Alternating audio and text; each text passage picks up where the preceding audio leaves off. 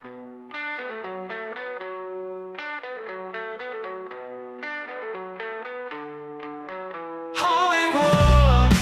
come really wish they what they were. There's no debating, all that's left is the Nailsin Reagan. The flies will feast on the corpse of the beast. Only after the fill of the vulture, pop goes the culture. Pop, pop, pop, pop goes the culture.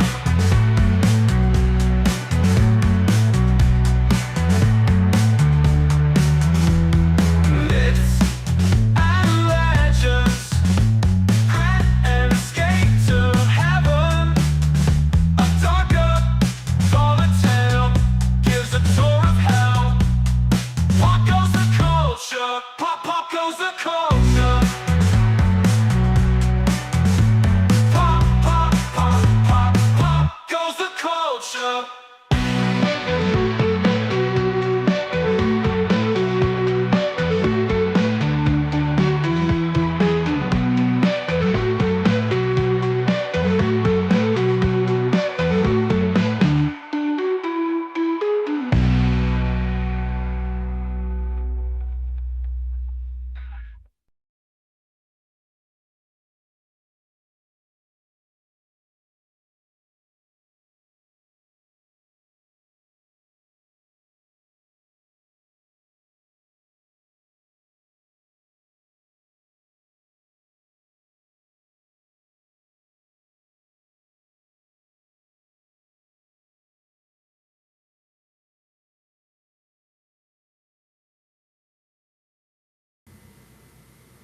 All right, can you hear me now? There's no one here, so we'll get the answer that way.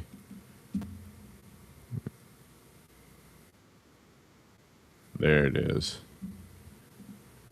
So we'll have to stay in this layer. For whatever reason, I can no longer use OBS. Everything crashes.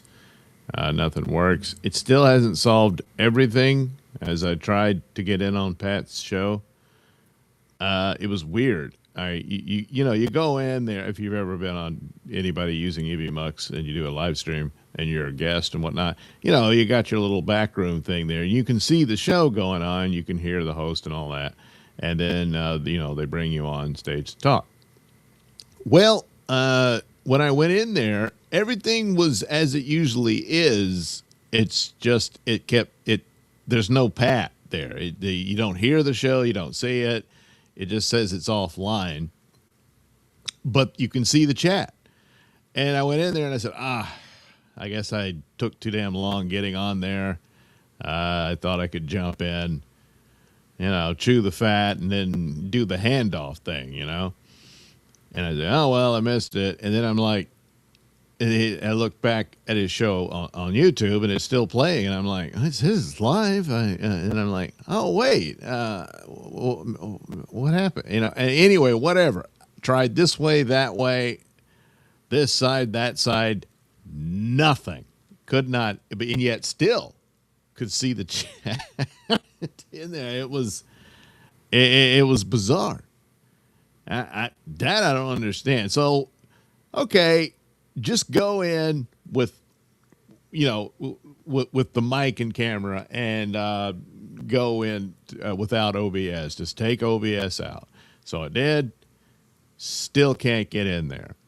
I don't know what that's about. It's very, very strange. But it appears, and then all the while I was like, well, I can't get, I'm trying to, I set up the show for what I wanted to do. And one technical problem after another. It very, very strange, and never had this kind of, there's always something, usually it's the audio and that sort of thing, especially with EVMux, but holy crap. And I'm the only one. I don't hear any of these type of complaints from anyone else. So I apologize. I don't understand it. The thing about EVMux that is the advantage, if I can't use OBS, I can still use EV Mux to show my drawing board here, where I have to flip it around upside down to be able to see it right side up, depending on how the camera is positioned here, where it's put on a snake and curved overhead. To see this, and so that's the way it's set up, and then I got to blow it up because all you see is the disc and stuff, and it's like a small square of the drawing, and I'm like, well, that looks like crap, so I blow it up. Well, you can only do that when the application is there, within the streaming platform. And with EV Mux, it has a lot of the features that OBS has. But that's what I had to do. And still, things do not work as they should. So I'm very upset about that. And I don't know why I'm bothered. This is part of the intro. Anyone watches this after the fact, so they'll understand, I guess. Because nobody's watching at this point. And that was kind of the point of, hey, if get Pat's help, maybe a couple of guys would come and watch a little bit of my poor little show that's constantly hampered by bizarre technical things that none of which I've solved. A lot of the audio things, I would do this, do that, and this, and get it all set up and everything, and then it would work. And the next time it wouldn't. And the next time it would. And then the next time it wouldn't. And then for a while, everything just worked. I was like, all right, I don't know, it's kind of important to know. And then it would just, and then this. Now, this has been going on for almost 2 weeks now. There would be something. I was on Doomcock's show, and it just, and eventually I had to turn the camera off, and then only the audio would work. Had to turn all that off, and then that kind of worked, but there was still something of a delay. I don't know. Can't do it like that. Going forward. I assume I can just put videos out. And that might work. But anyway, I don't have the answers. I don't really know entirely what happened. But there it is. Apologies. I have lost several hours. I have to go to the doctor. And I've got about 3 hours there. So I'll use up one of those hours and playing what videos I can and drawing pictures while I do that, and that'll be the show. So again, apologies for how everything has turned out. If I could fix it, I would. I just spent 4 hours trying everything, and I'm not even certain that OBS is the culprit. Taking it out made this possible because EV Mux was just not having it. It was just, it's never just refused to go live with it before. But this time it did, because as soon as I got rid of it, boom, here I am. So, but I'll have to look into it further. But anyway, so Daredevil's new season 2 started, and I saw that. I was going to do a review live, but to get into that, it's going to take up more time than I'm already eating it up just explaining the idiocy of tonight that I've endured. So I'll just go ahead and draw a picture of Daredevil while I play this video I'd made earlier. Due also to these technical difficulties, also my health problems and other shenanigans and things I had to deal with, work and whatnot, and errands, business, and oh God, the taxes. Still got to deal with that. Oh boy, it just never ends. And all that. these videos are a couple of days late now. I haven't even put them out. I was just going to do a Nailsin rating show, and this is it. This is it, and they'll just probably be put out mostly at once. Certainly the Daredevil one, but the Daredevil show is now come and gone.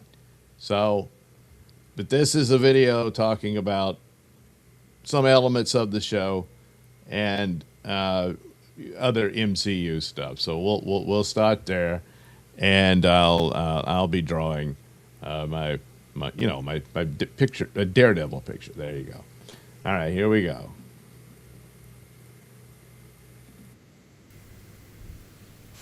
Daredevil Born Again showrunner says Season 3's direction is revealed in Season number 2's final 5 minutes. Which probably means it's going to be another cliffhanger. But, well, yeah, what are you going to do? Anyway, Daredevil Born Again Season number 2 premieres on DP tomorrow. Well, boy, it's almost here. And while there are some conflicting reports about the launch, we've, not me, confirmed that it will be with 1 episode, not 2.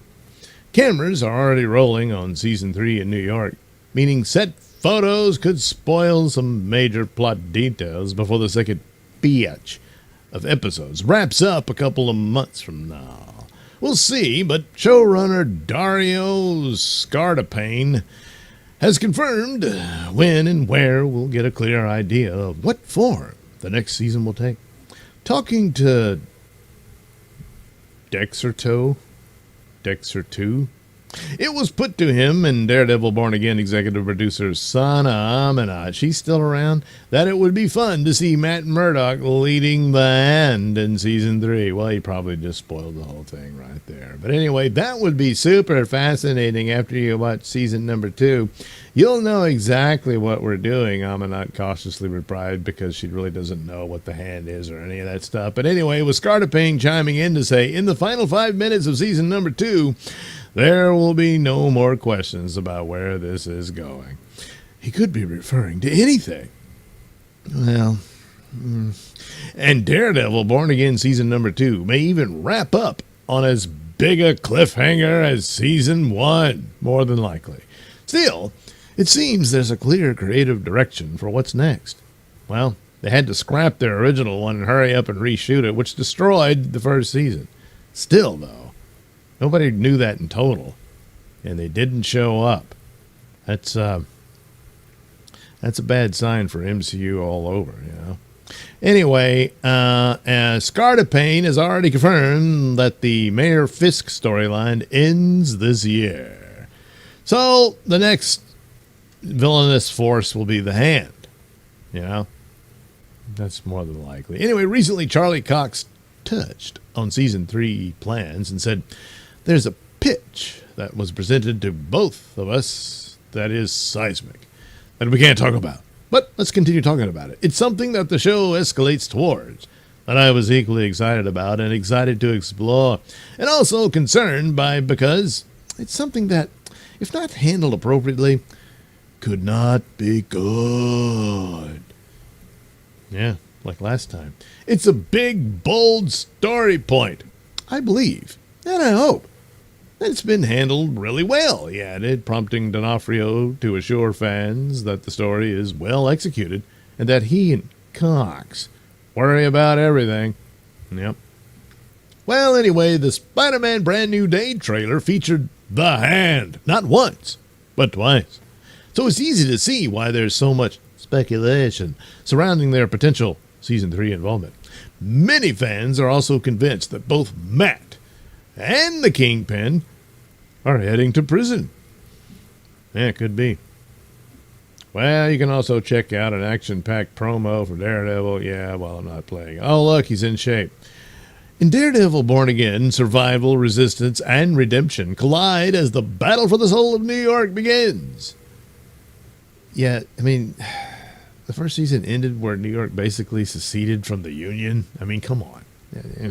In Season number 2, Mayor Wilson Fisk crushes New York City underfoot as he hunts down public enemy number 1, the Hell's Kitchen vigilante known as Daredevil. But beneath the horned mask, Matt Murdock will try to fight back from the shadows to tear down the Kingpin's corrupt empire and redeem his home. Resist, rebel. Rebel. Build back better. Wait a minute. He's hunting down Daredevil. He knows who Daredevil is. Let's go pick him up, yeah? Anyway, created by Scarta Payne, and all these people will be in it and stuff like that. Deborah Ann oh, yeah. Yeah, that's nice. Kristen Ritter, oh, yeah. Yeah, it's nice. You know what? Daredevil either dies or goes to prison, and he's replaced. Either they bring back Elektra, or they change the story where, because Elektra became female Daredevil for a while in the comics. Yeah, you know. But now they'll have, I don't know about Jessica Jones doing it, but Karen Page.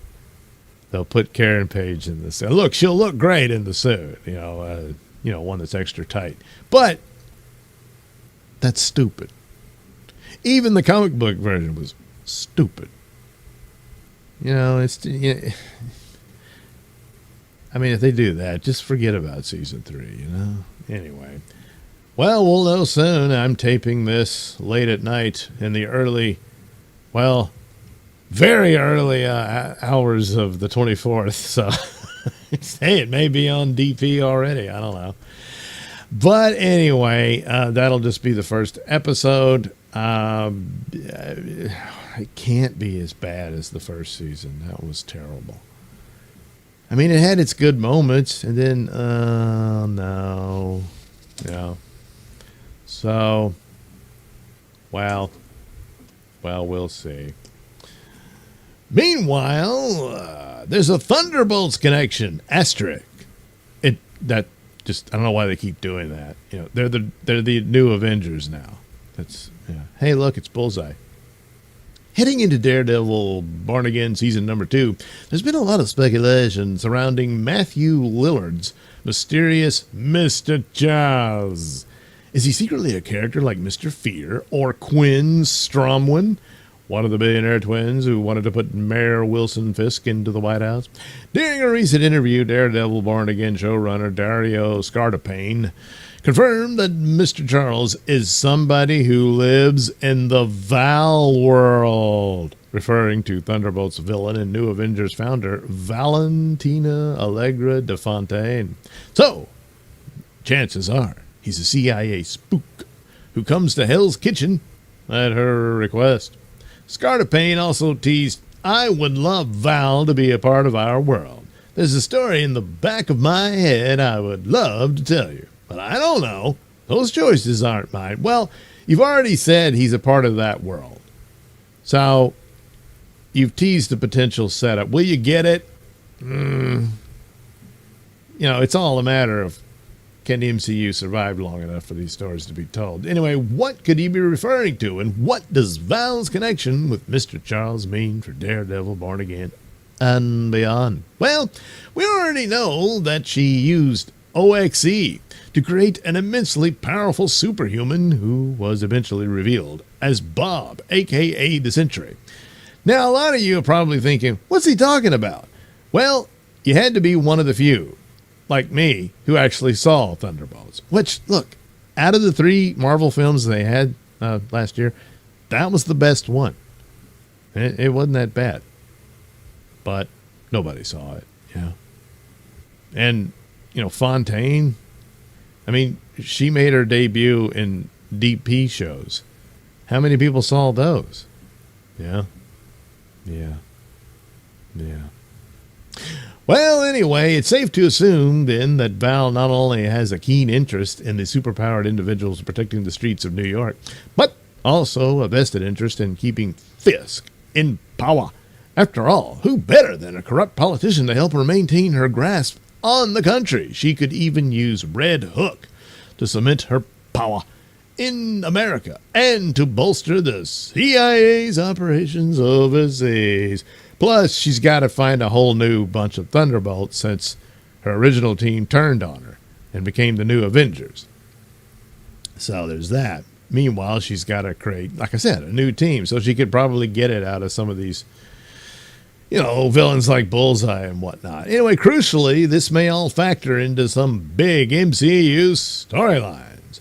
During Ed Brubaker's Daredevil run, Dark Reign was in full effect, and the Thunderbolts were established as a team of inmates from the Raft who had been forced into the government servitude. Wait a minute, that sounds familiar. Oh yeah, Suicide Squad. Yeah, this is Thunderbolts' Marvel Suicide Squad. But DC did it first. Yeah, they did.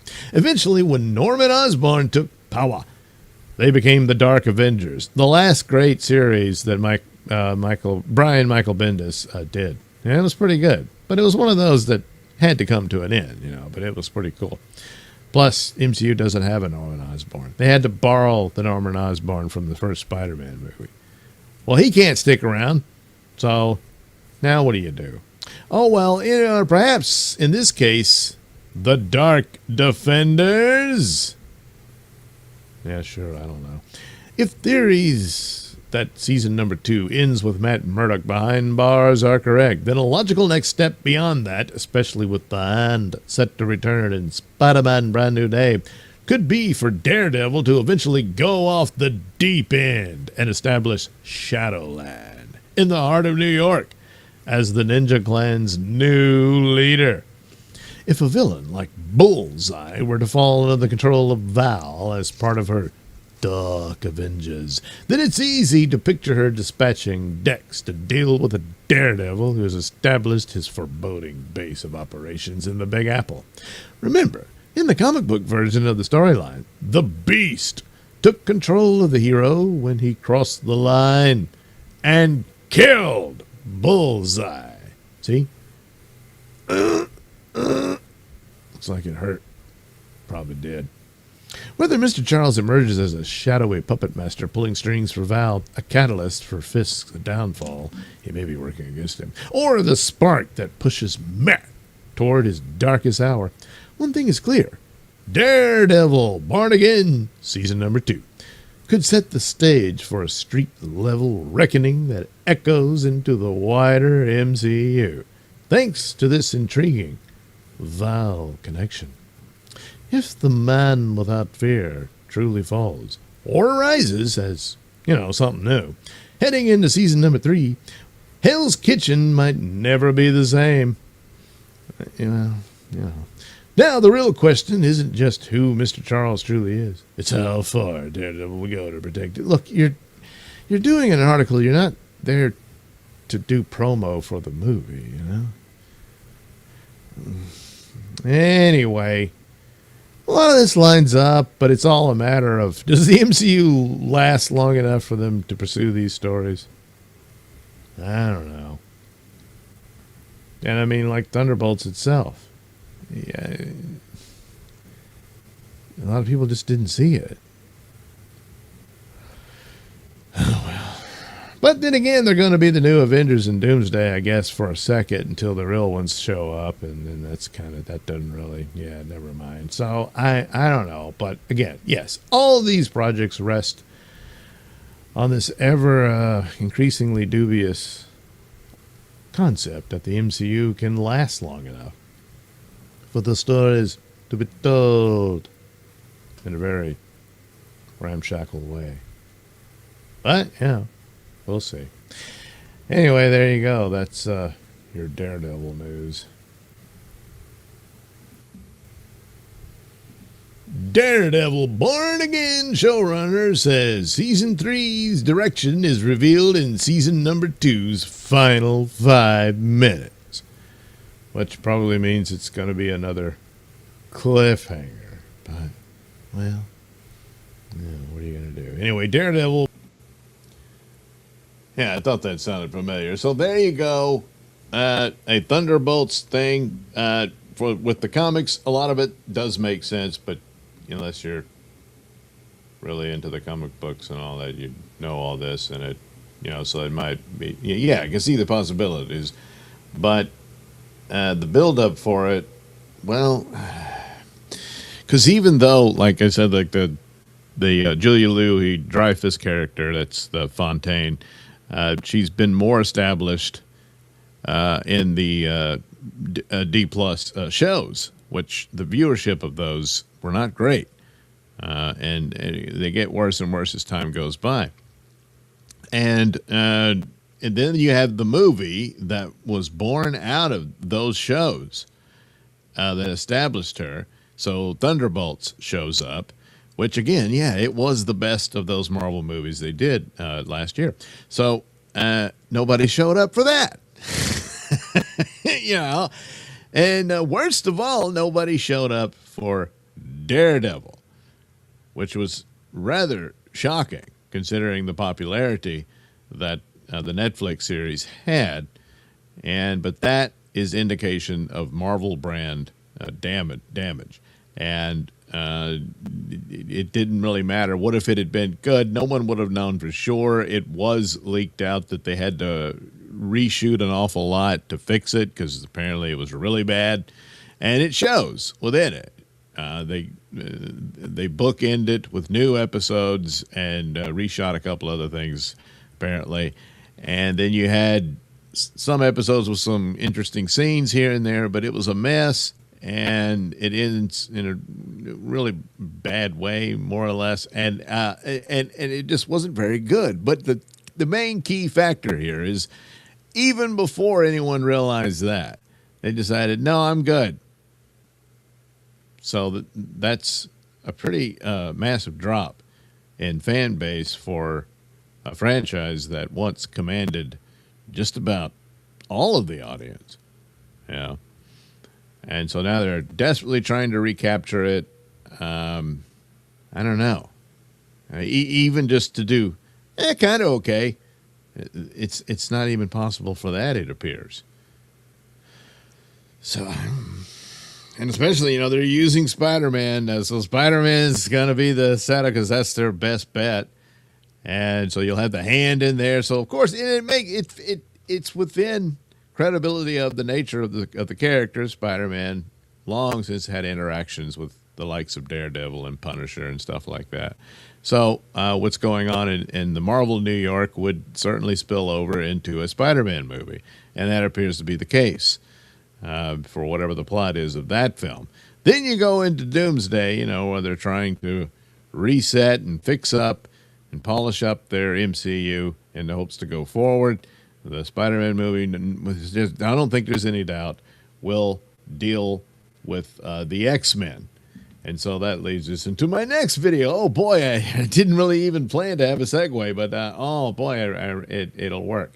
So with Spider-Man dealing with the hand and everything, and you got Sadie Sink in there who, oh, boy, she could be the Mary Jane Watson. No, they're not going to do that. She's probably Jean Grey of the X-Men. And that's their next big bet, that they can recapture excitement for new X-Men movies. Spider-Man Brand New Day, rumored to feature more than one mutant.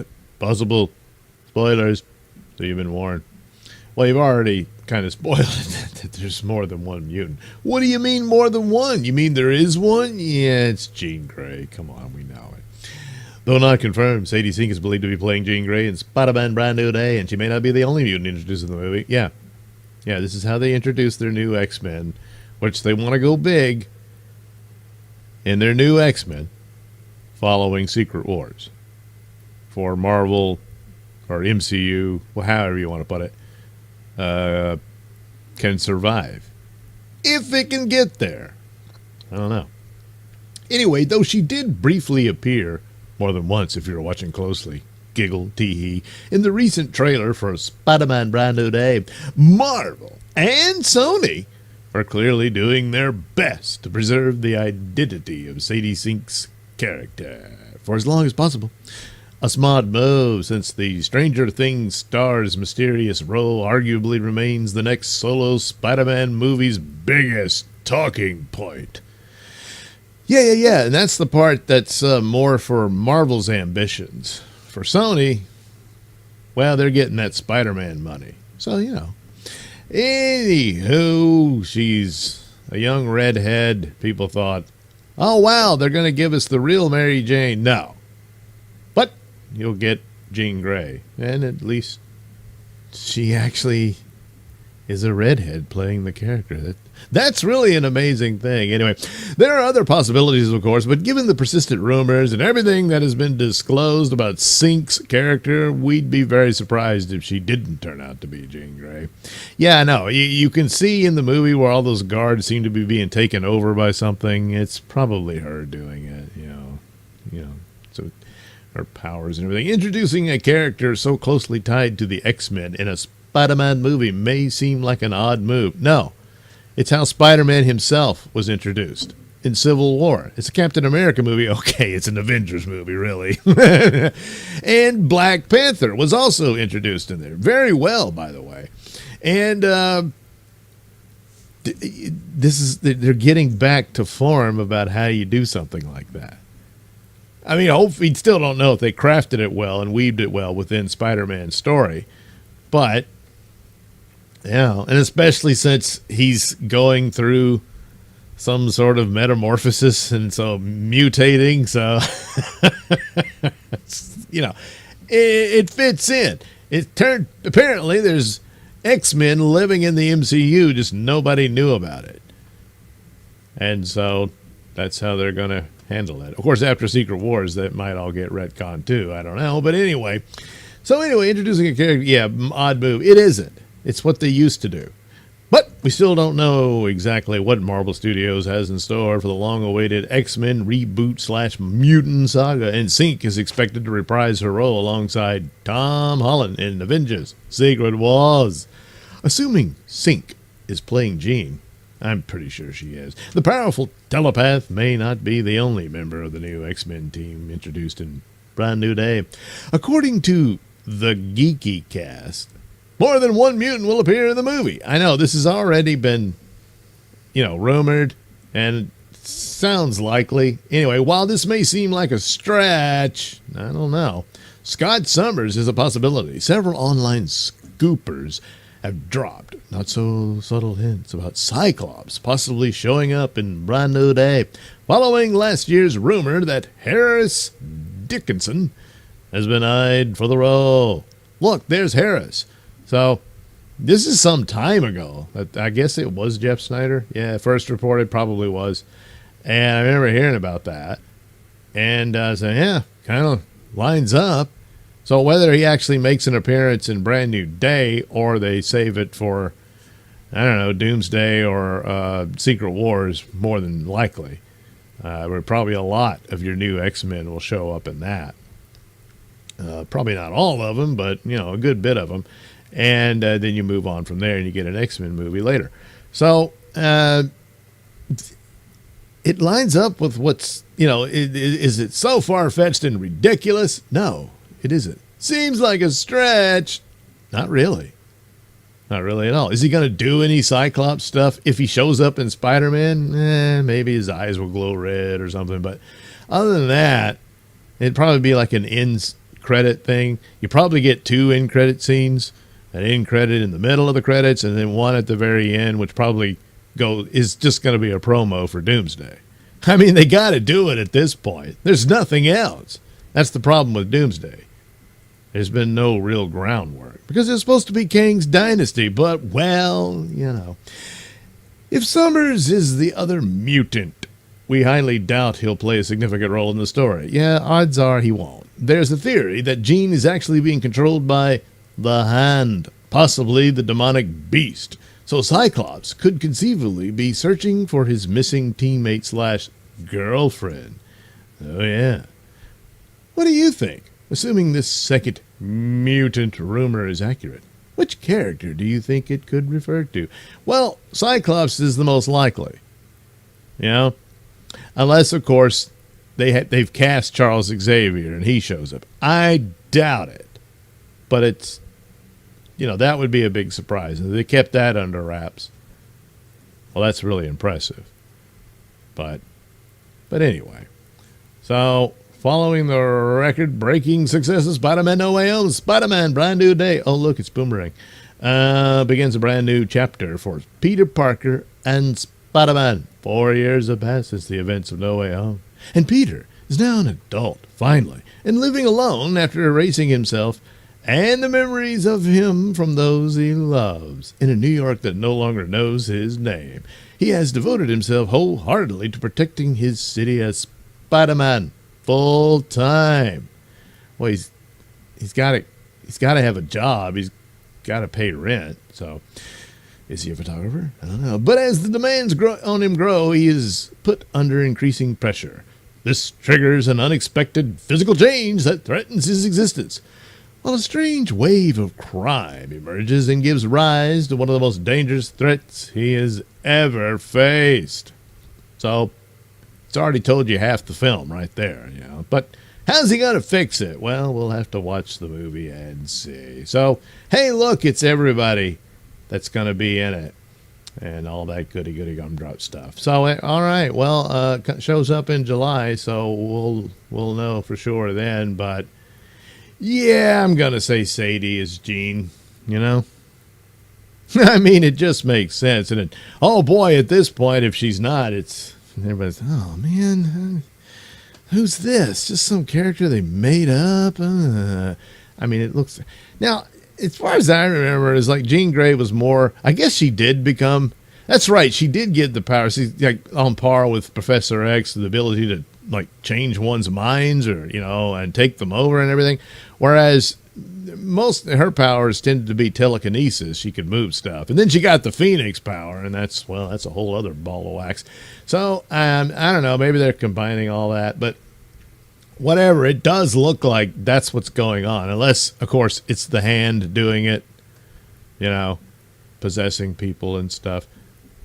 But perhaps, just perhaps, they're utilizing little Jean Grey with her paws to, you know, take over minds and stuff. So, I mean, the scene with the guards and Spider-Man, you know, opens the truck and there's this old lady in there and he's like, huh? So probably the old lady was controlled and did a bunch of stuff. And then all of a sudden, one of the guards that's there, he's like blinks and now something's got him under control. So it's, you know, it's mind control powers. And then you got this mysterious redhead running around who seems to know who Peter Parker is when everybody else doesn't. So, oh yeah. It's Jean Grey.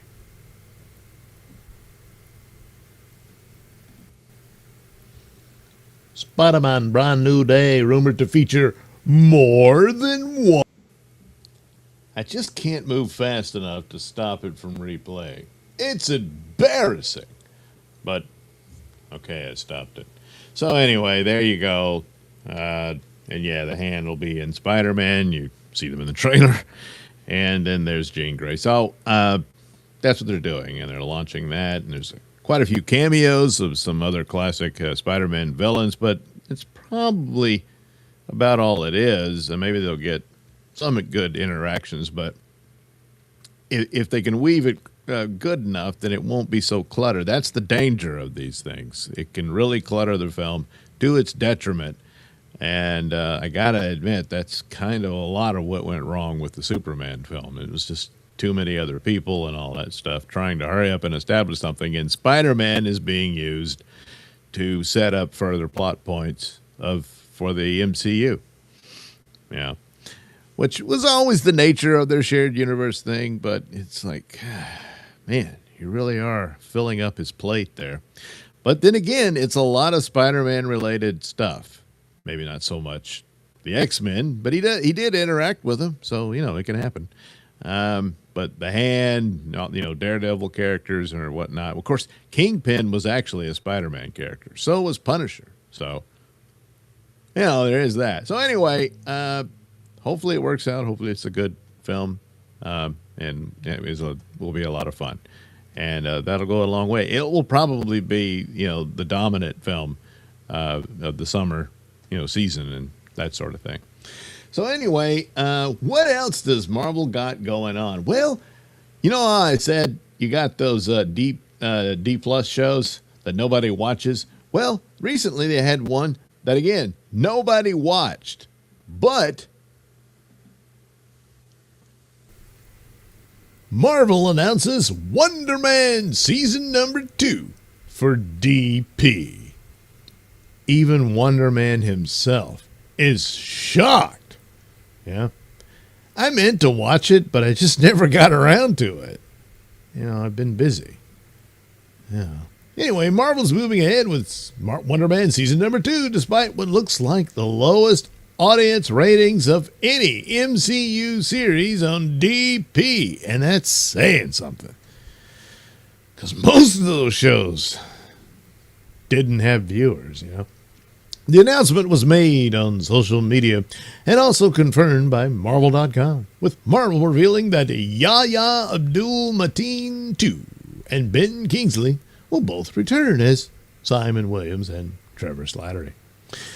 That means Simon Williams and Trevor's story isn't over, even as questions remain about how many people actually watched the first season compared to Marvel's other DP shows. Well, I guess they could binge it. I don't know. Marvel says Andrew Guest is returning as showrunner and executive producer, while Destin Daniel Cretton is also back as director and executive producer. Wow, they got 2 executive producers. The timing is also worth noting. The season number 2 news comes just ahead of this week's Daredevil Born Again season number 2 premiere on Wednesday, giving Marvel Television giving Marvel Television another deadline as it keeps rolling out more DP content. Marvel's announcement also pointed out that Cretton is next directing Spider-Man Brand New Day. No, he's already directed it. I mean, I guess, there's still post stuff and maybe multiple reshoots. That's the Marvel way, But, he's not next. Yeah.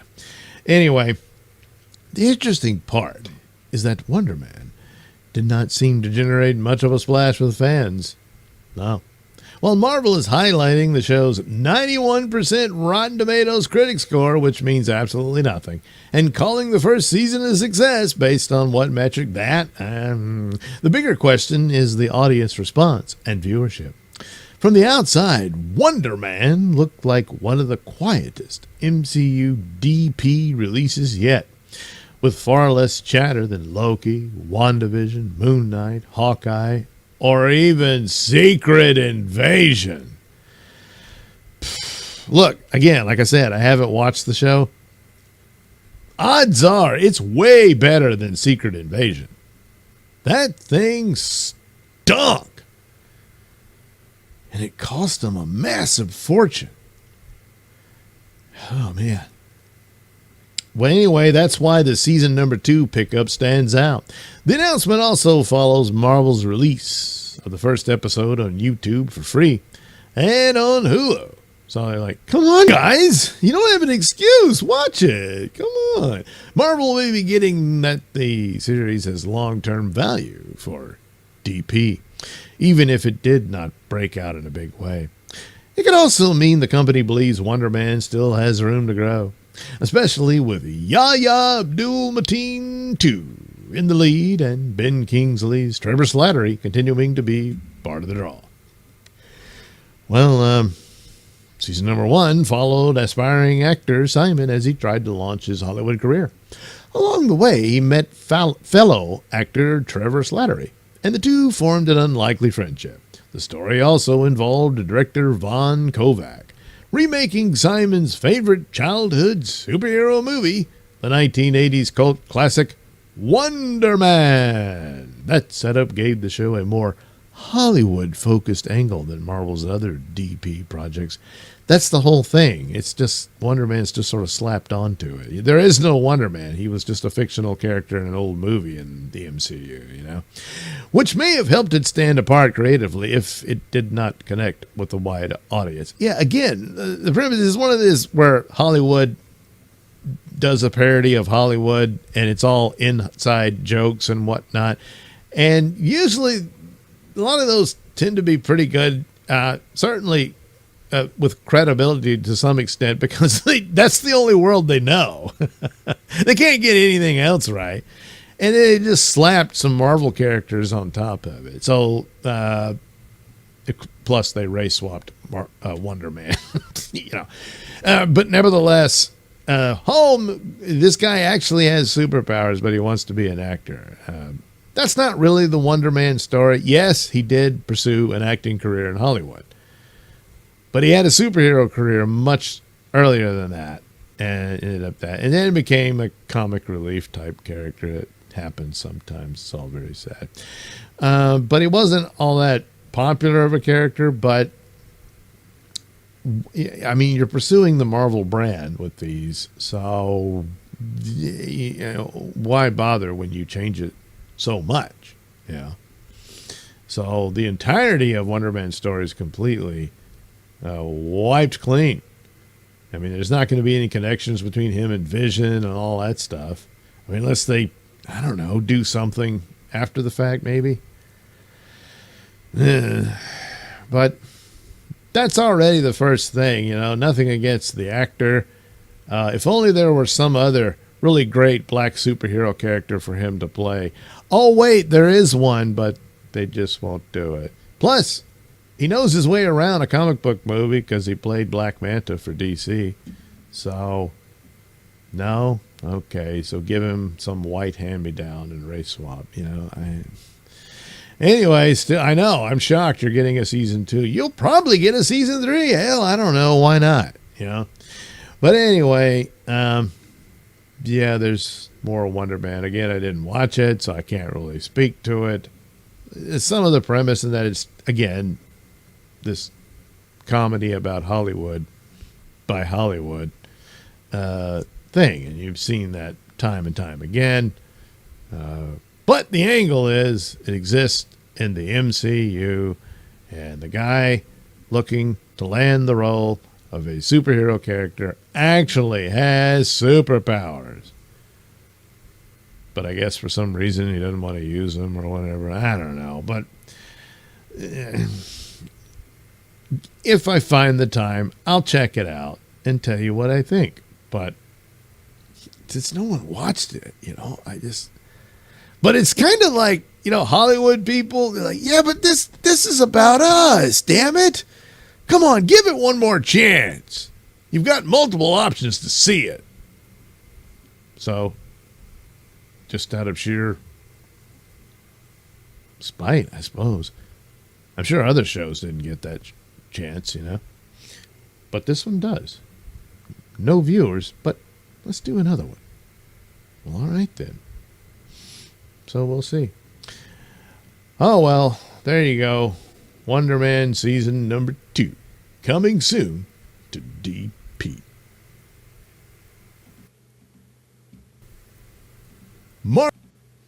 Nope, enough of that. Frankfurt, yeah, I'm confused by these streams. Let's see, does it show it? Yeah, it does. By these streams, is this live? Yes, it is. And you're commenting over a past stream? No, these are taped Nailsin Ratings videos that will appear on the channel.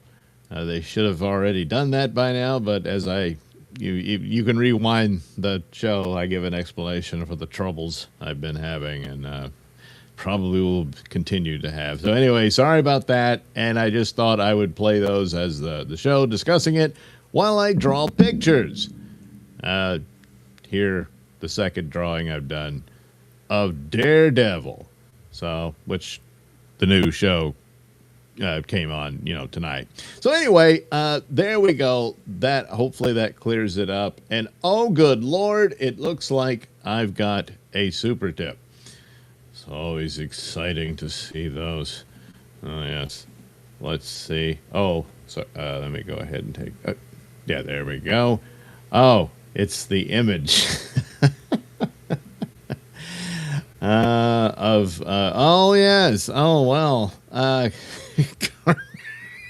so it was a mask all along. It's not real. He's about to reveal the real guy. So see, all the bad stuff that people are upset about and they criticize him for, it wasn't him. Some other guy impersonating him. My God, that's terrible. Well, hopefully that can all be fixed. Now, Big Red asks, have you done your morning face stretches? Oh, you're right about that. I haven't. Good Lord, have I been falling down on that. Hope you have a wonderful day, Doug. Well, I'm going to see the doctor, so we'll see how that goes. See you at Hackamania. Yes, Hackamania. I'm heading over there. Well, God, it's probably less than 2 weeks now. Wow, man, the time does fly. And hopefully I can fly too. I mean, it looks like the airports, hopefully that's all fixed, by the time that happens. And so Hackamania in Las Vegas, that's Nobody Likes Onions, Patrick Melton's shindig. He is the grand master of it all. And all your favorite Dabbleverse shows will be in attendance. There, you can even meet me. So that'll be a lot of fun over at the Plaza in Las Vegas. I guess it starts April 10th, I think. I mean, I know I got to be on the plane April 9th and get there. That's what I'm doing. Anything else would probably be irresponsible. So, yeah. Friday night, the 10th, April 10th, through then Saturday 11th, and then 12th, the final date of Hackamania. So by now, I'm assuming you got your tickets. But if not, I think there's still some left. Don't quote me on that. And then you too can enjoy the wonder that is Hackamania. So look up Hackamania, and that should. I don't have a promo code or anything like that. I'm just poor, stupid Doug. But nevertheless, others do. I use the promo code Dixon, Dixon, because of Pat Dixon. He will be there. He will do stand up. You'll have a great time. And it's Vegas. Of course, you're going to have fun. So anyway, thank you very much for the $5, Haley, and look forward to meeting you in person as well. So there we go. It's always exciting to get a super tip. Now, Haley gets lots of super tips because her show is actually popular and works, unlike mine. I'm sure she gets her technical difficulties too, but she just powers on through. Me, I collapse and fall apart. It's embarrassing. But, why does this happen to me? Because you're Doug, nerd. You're Doug. Marvel sets new 2028 and 2029 movie dates as Black Panther 3 and X-Men speculation starts. So there we go. Marvel Studios has added 3 new untitled movie release dates to its theatrical slate. July 28th, 2028, May 4th, 2029, and July 13th, 2029. The announcement does not reveal what the films are, but it immediately has fans guessing about what comes after the current multiverse saga and Avengers Secret Wars. These dates are important because they show Marvel is already planning well beyond its current lineup. That doesn't mean they'll keep up with it. What if Secret Wars bombs? It's possible. Yeah. With the studio keeping the titles under wraps, attention now turns to which projects are far enough along to land in those release windows. Marvel has been quiet about its long-term theatrical plans, so adding 3 dates at once is enough to get speculation rolling. The studio is clearly making room for major films after Secret Wars, which is expected to reset, or at least reshape, a lot of what fans know about the MCU. One of the best guesses is Black Panther 3. It is one of Marvel's biggest franchises. It used to be. And a return to Wakanda feels like an easy fit for one of these dates. A May release especially would make sense for a Marvel movie. For a Marvel movie sees as a big event. Nothing has been confirmed, but Black Panther 3 has been talked about enough that fans are already circling it as one of the likely candidates. Yeah, it's a good guess. Plus, I think they're going to introduce a new Black Panther in the multiverse stuff with Doomsday and Secret Wars. So anyway, the other obvious possibility is X-Men. Marvel has been teasing mutants for years, and the post-Secret Wars era could be the perfect time to launch a full reboot on the big screen. Yeah, so there's 3 movies, so you can knock down 2. Black Panther is pretty good, but X-Men is a definite. Hell, I don't know. Maybe it's X-Men 1 and 2. I doubt it. No, I think there'll be one X-Men, and then the third one, maybe it's another Doctor Strange movie. I don't know. If Marvel is finally ready to bring the X-Men fully into the MCU, one of these untitled dates could be where that starts.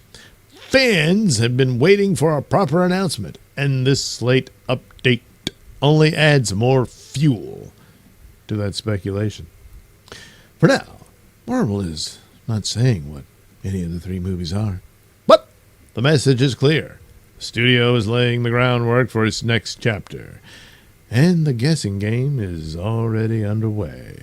Until Marvel makes it official, expect a lot of talk about Black Panther 3, X-Men, and whatever other big projects could be waiting in the wings. Well, they finally scrapped Blade. That would have been a candidate, since they were saying, oh yeah, it's in development, it's on the way, it's going. Well, maybe not. What? Maybe that'll be the July 13th. Probably X-Men will be the July 13th one. Black Panther might be the first one here, and then maybe Blade. I don't know.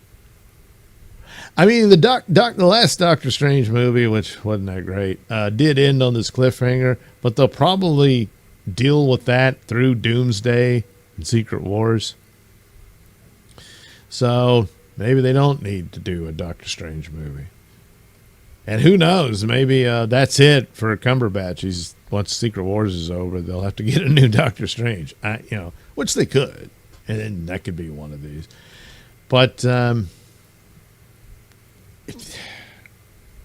if maybe Blade, but I doubt it. So it still leaves some amount of mystery as what the third movie could be.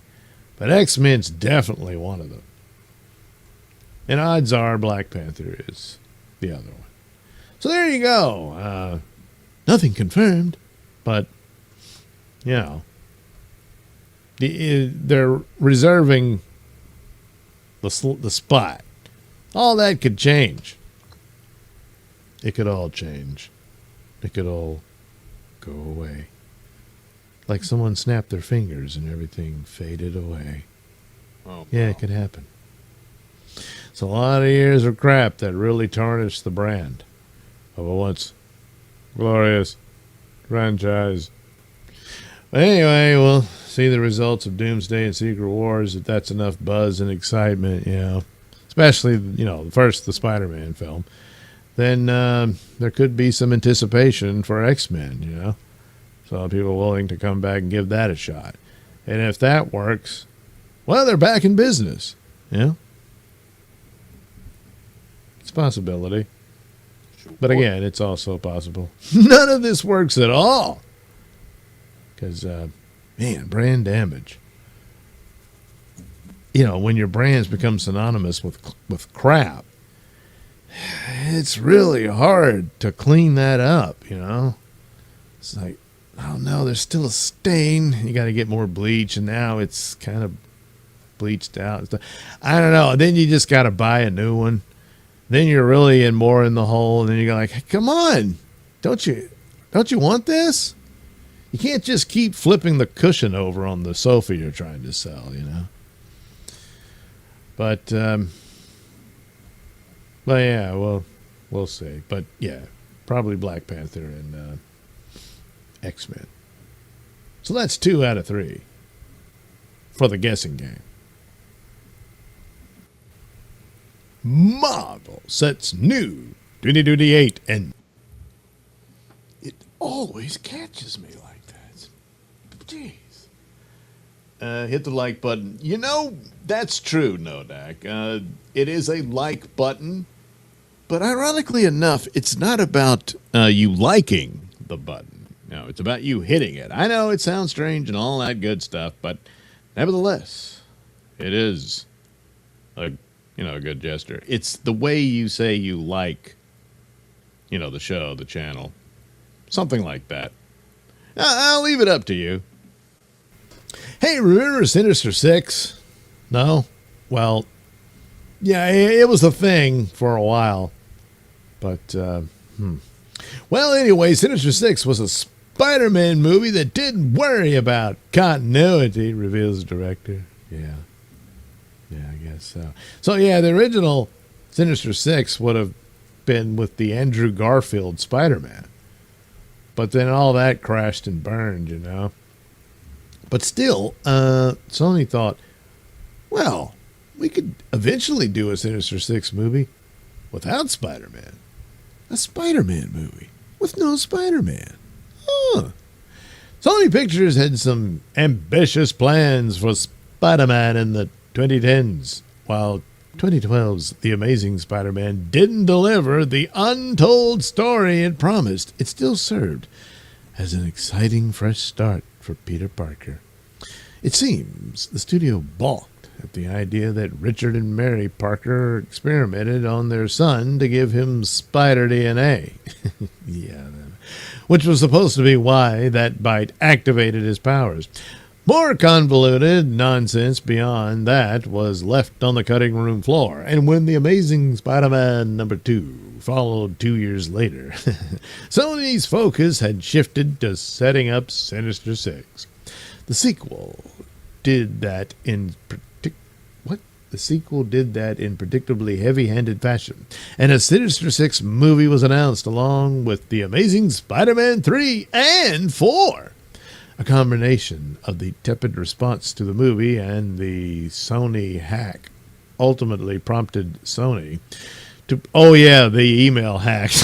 Whoops, ultimately prompted Sony to partner with Marvel Studios and bring Spidey into the MCU. Tom Holland took over the role in 2016's Captain America Civil War. And the rest, as they say, is histoire.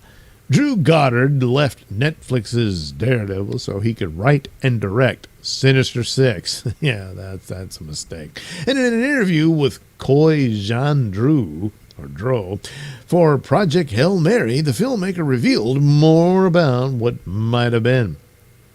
I wanted it to feel like a summer annual. I feel like I'm tired of serialization in comic book movies, Goddard said. I get the important part, but what I loved was the summer annual, where you had the ongoing, but then every summer you would get one story that was bananas. I said when I pitched it, I'm not going to screw up anyone's continuity, but I want to feel like, oh my God, what happened? But it did set up were you just going to start over, I guess? That was the feeling that I wanted to get. I still haven't seen anyone capture that. I'm not giving up. I got to get a summer annual. Asked whether Sinister Six would be told from the perspective of its villains, Goddard seemed to confirm that was the case, but added it was a Spider-Man movie. That's the other thing I'll tell you. Spider-Man was in the movie, but it was a different approach. There's since been some chatter about another take on Sinister Six. Oh, dear God. But nothing has materialized. Sony took a crack at telling villain-led stories, and even seemed to be building to one based on the Vulture's meeting with the living vampire in Morbius. What the hell was that? Fortunately, those projects have since been scrapped after overwhelmingly negative reviews and diminishing box office returns. Whatever that version of Sinister Six was, chances are it wouldn't have featured Spider-Man. No, once the Tom Holland Spider-Man was introduced, they weren't going to do it. Now, Sony kept teasing like they were going to get Tom Holland in their Sinister Six movies, and I guess his deal couldn't be worked out. I don't know. But in 2021 Spider-Man No Way Home, the web spinner battled Green Goblin, Dr. Octopus, Electro, Sandman, the Lizard. However, he's yet to fight the Sinister Six on screen. Well, that's as close as you're going to get to that, except none of them were his villains. They were the villains of two other Spider-Men. So he gets no Green Goblin, his arch villain. Yeah. No Dr. Octopus. Yeah. Somebody else's. Yeah. Now, No Way Home, like I didn't care for Amazing Spider-Man. The first one, it was better than the second one, but still, it was just a redo with the first Tobey Maguire movie. It was just the Lizard instead. So, but when Andrew Garfield came into No Way Home, I was like, man, I'd like to see this Spider-Man get his own movie. And if only there was a way, but they can't, they won't do it. They won't have two Spider-Men compete with one another. But I mean, if you did a Spider-Man movie, like Garfield gets a movie one year and then Holland does the next year, maybe that's enough time. And, I don't know, they could have done their Sinister Six thing there, kind of give some sort of wrap up to his character, expand on what the No Way Home story was suggesting, that sort of thing. But Spider-Man movies with no Spider-Man just didn't work. Venom was a fluke, and then the sequels didn't turn out all that great, and the others just didn't work. And so no, you can't do Spider-Man movies with no Spider-Man, and other flukes like Joker for Batman. I mean, they're going to do this Clayface movie. I mean, they're keeping it pretty small, so maybe it'll work out all right, but so meanwhile, their other project, which really does look interesting, is the Spider-Man Noir. They got to call him Spider Noir, but there you actually have a Spider-Man movie with a Spider-Man in it, albeit an alternate version of him, but nevertheless, plus some of the villains, albeit alternate versions of them too, will be there. So maybe you could do your Spider Noir versus Sinister Six in that Amazon series. Finally, you can do it.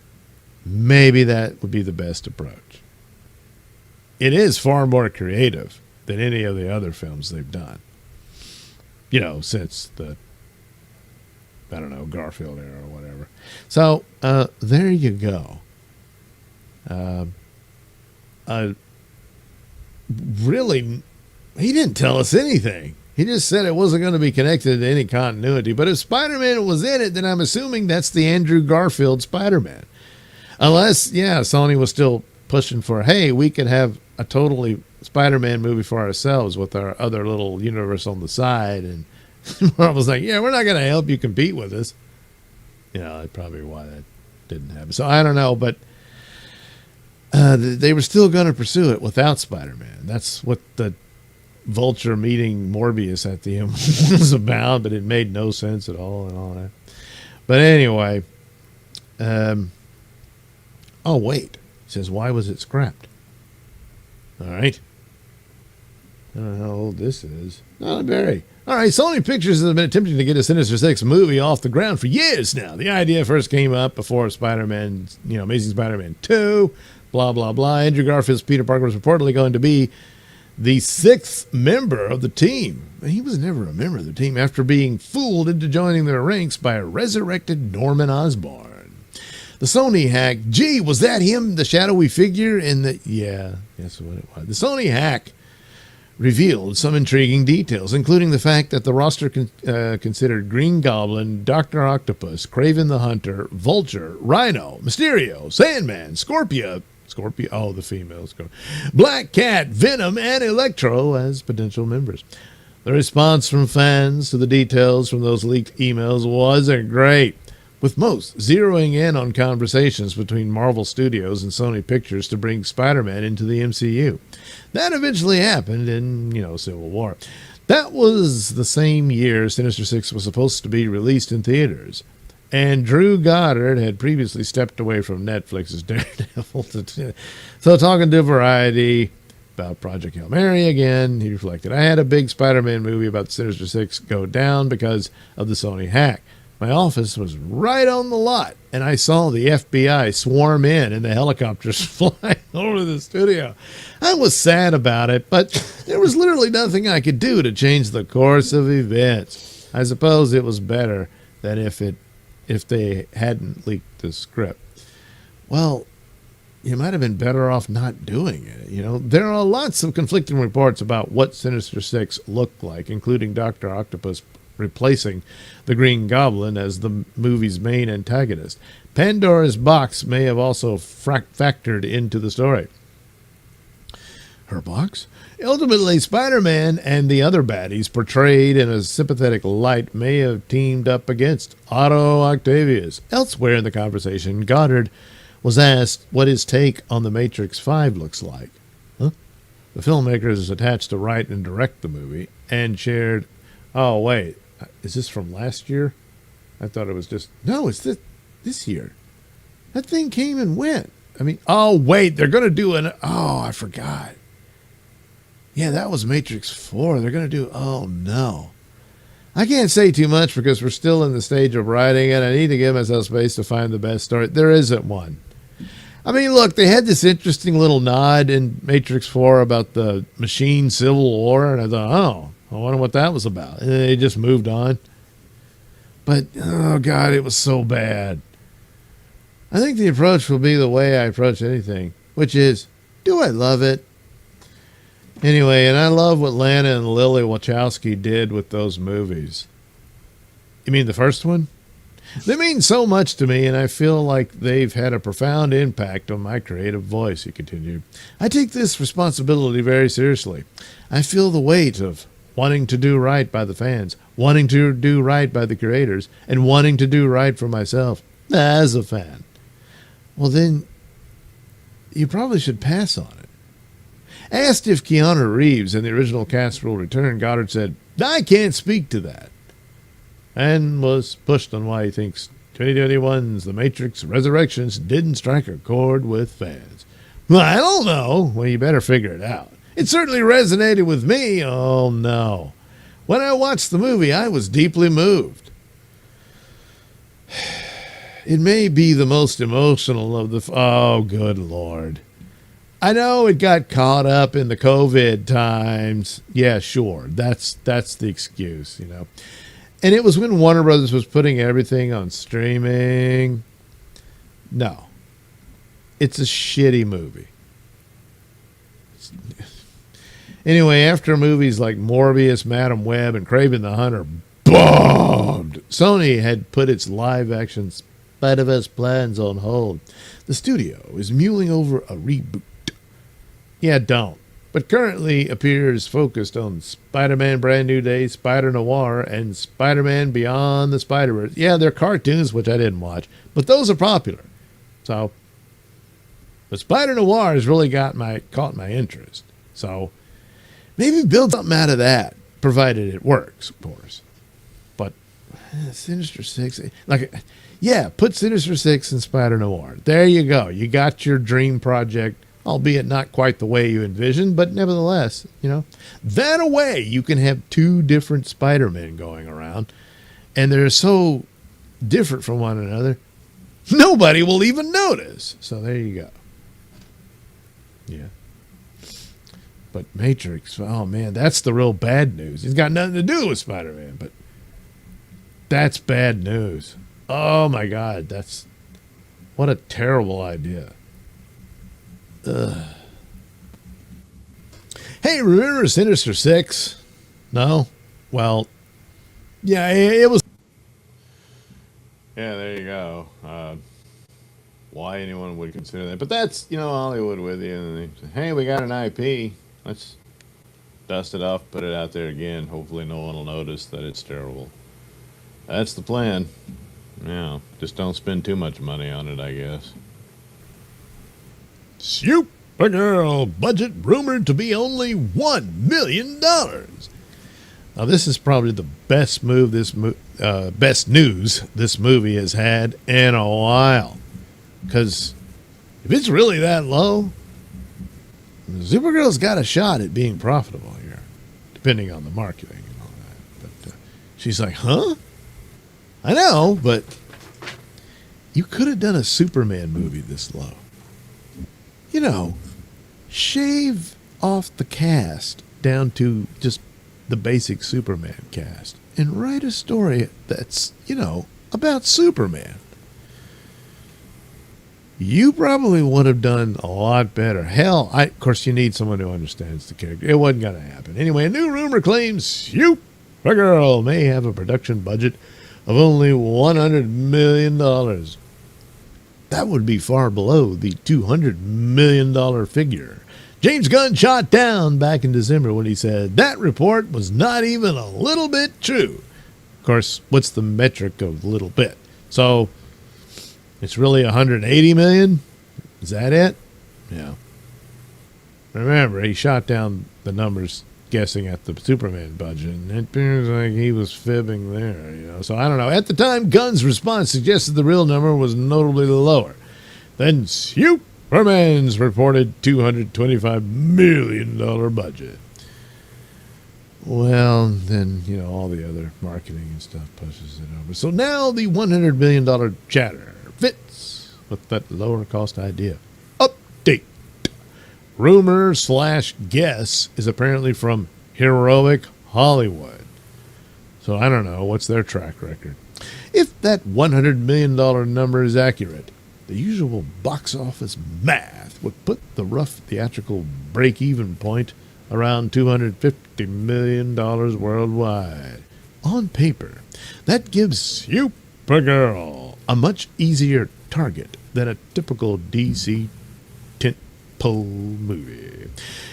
It also backs up the idea that DC Studios and Warner Brothers are trying to keep costs under control. Yeah, they better. That fits with previous comments from Gunn, hinting the movie would not be carrying some giant blockbuster-sized budget. Although it might look it, A smaller budget does not automatically mean a smaller problem. Supergirl is still a major DC release. It is still part of James Gunn and Peter Safran's rebooted DCU. It is still expected to help build confidence in the brand after Superman. Yeah, that's a big problem for it. So even if the movie only needs around $250 million to break even, that does not mean the pressure is off. No, Supergirl's in a position that it wasn't meant to be in. Superman was supposed to burst on the scene, and he limped to the finish line. That's terrible. And now it's on Supergirl to keep interest alive to get to the next Superman film in the hopes that really ignites excitement for the franchise. I don't think anyone believes that's going to happen. I mean, look, there's always surprises, And I imagine Gunn and Safran will be, But the writing's really on the wall, and it's like, well, we better look to jump ship somewhere else because this is over. Of course, the buyout with Paramount coming in and all that. I don't know. So it's unfair to the movie, but that's where it finds itself, But of course, the marketing budget comes into this. How much does that push it? So is $250 million really the break-even number, or is it more $300 million, $320 million, $350 million? Yeah, I don't know. But even that, it might make it. It might surpass that. I think it probably could do well over $300 million. Possibly. I mean, it's got Momoa in there. Look, there he is, finally playing the role he was born to play. Born to play Lobo. This is not some throwaway side project. No. It is supposed to prove DC Studios can keep the momentum going. It doesn't have any momentum to keep going. It has to build the momentum. Momentum? and it just isn't getting there. So again, I don't think Supergirl could do, even like I said, Supergirl is successful. Well, that's good for that one movie. I don't think it changes the equation that DCU finds itself in. So the budget rumor also fits with the movie's reportedly short runtime. Supergirl has been said to come in at around 1 hour and 45 minutes. This is also good news, because if quite a few elements in it stink, you want to get through it as fast as possible and hope they don't notice. So that would make it a relatively short comic book movie by current standards. A lean runtime is not always a bad thing. Oh no, it's not. In some cases, it can mean the movie is moving fast and not wasting time. Yeah, you don't want to spend too much time on the crap. And there might be some crap in here. But when you pair a shorter runtime with a lower budget, it can also create the perception that the studio is keeping the movies small. Well, that's exactly what they would be doing. So that is where some of the red flags start to come in. Instead of feeling like a major event film, it can start to look like a more controlled gamble. Well, I think it was just meant to be a placeholder for the DCU, and they were really, Superman was the deciding factor, and it didn't do it. Supergirl wasn't supposed to really right the ship or anything like that, which it can't do. It was just supposed to bask in the glory of Superman, and and off you go, you know. So even with a reported $100 million budget, Supergirl has still been described as a pricey risk. That is because the number alone does not tell the story. This is still a DC movie with franchise expectations attached to it. Marketing costs will also be significant. Yeah, that's a very important number here we don't know. The box office conversation will not just be about whether it makes its money back. It will be about whether it looks like a win for the new DCU.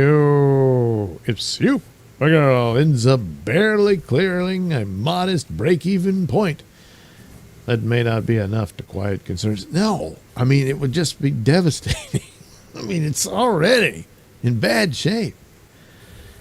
Fans and industry watchers will still judge it against a larger goal of rebuilding the DC brand. Yeah. And there's nothing Supergirl can do about that. It's in that position, through no fault of its own. I mean, if it's a really crappy movie, that's its fault. But the rest, the test screening rumors have only added more concern. Word going around online is that the screenings were not good. That has fed more talk about Supergirl. Maybe another DC movie carrying behind the scenes warning signs ahead of release. Okay. There have also been mixed reports floating around in the toilet bowl, which makes it hard to know exactly how much weight to give any one rumor. Well, that's always the case. Some could be true. Some could be absolutely false. Sometimes they're somewhere in between. Still, what matters is the perception. Yeah, it can kill a movie, even if the movie's good. It can. Right now, the movie does not seem to be benefiting from strong early word of mouth. Instead, the conversation keeps circling back to budget, runtime, and whether the internal reactions have been shaky.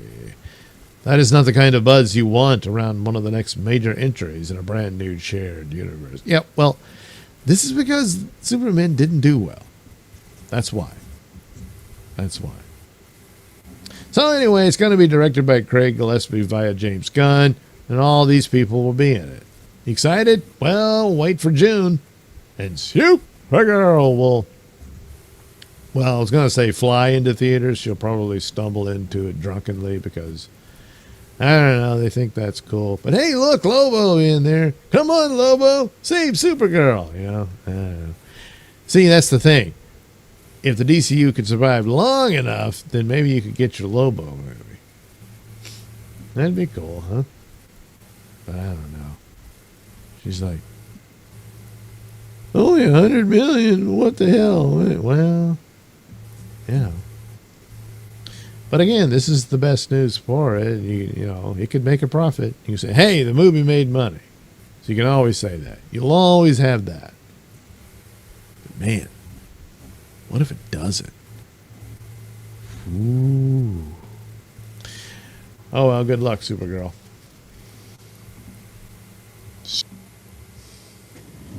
Well, there you go. Why am I still hearing it? There you go. So there you go. Oh no, poor Supergirl. Will it make it? I don't know.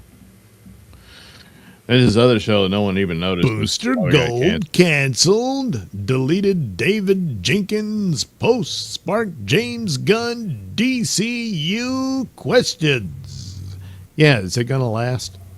Probably not. I'm beginning to think Man of Tomorrow is the end.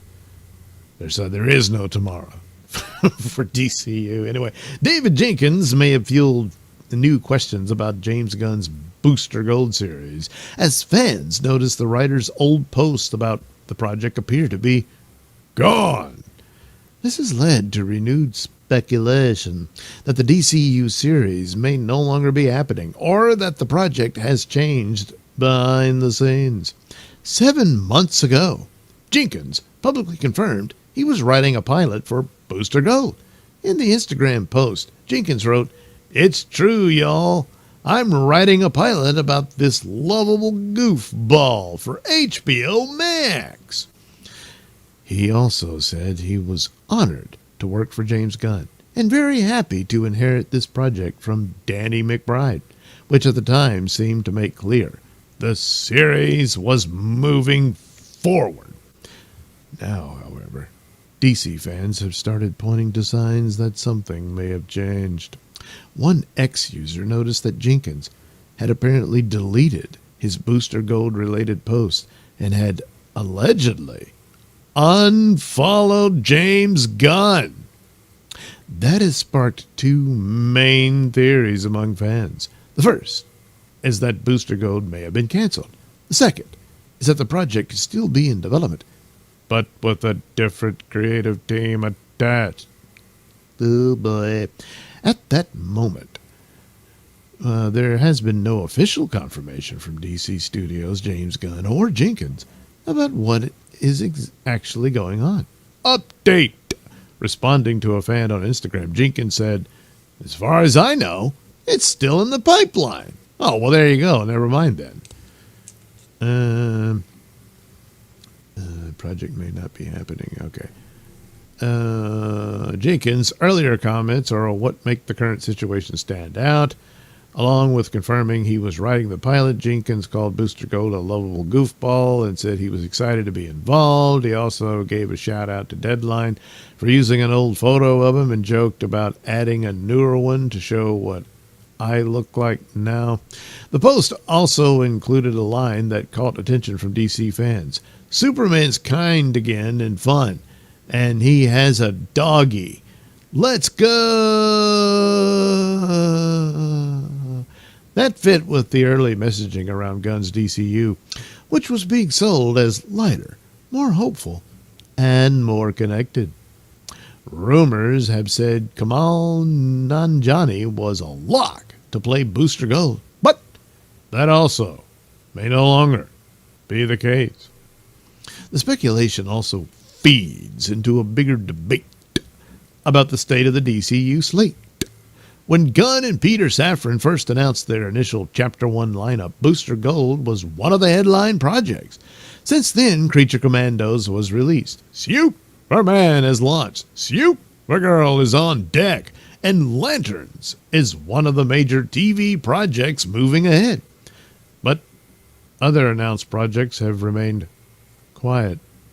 And Gunn is now going with the Superman follow-up, Man of Tomorrow.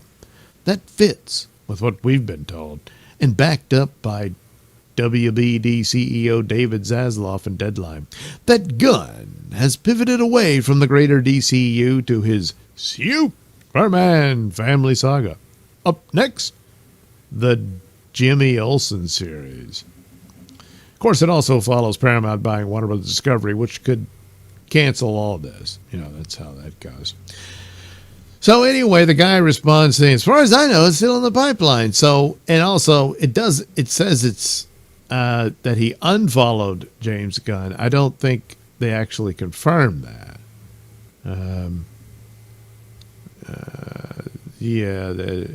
It had apparently deleted his Booster Gold related post and had allegedly unfollowed James Gunn. So it's not absolute that he did, because I mean, if he got booted off the project, yeah, he could be pissed and that kind of thing. Or he got word that it was canceled. Nothing I can do, man. It's done. And he's like, what? But well, screw you then. You know, it could be that. But apparently no, it's still in the pipeline. But does that mean the series is still going but without him? I don't know. But with the DCU itself, it's on shaky ground. So yeah, everything could be canceled. So it's like, hey, who's worrying about Booster Gold right now? They got to try to make Supergirl and Man of Tomorrow win the day. I don't know about that. So anyway, probably no Booster Gold coming anytime soon.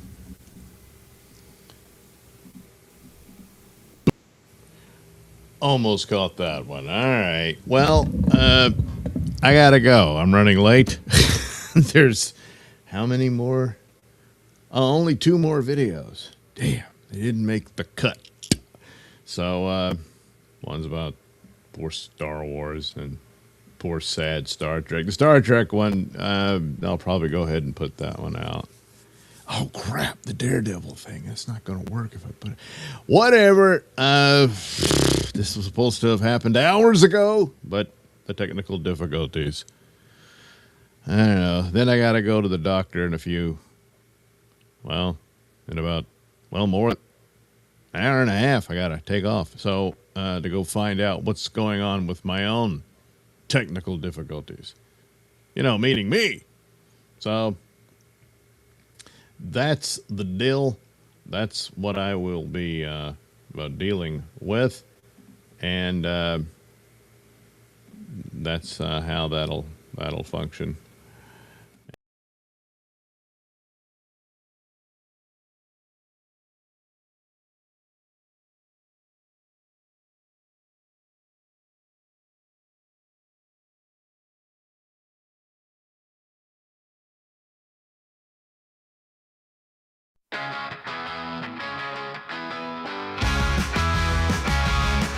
Hollywood could really wish they would. There's no debating. All that's left is the Nailsin reign. The first will feast on the corpse of the beast. Only after the feel of the vulture.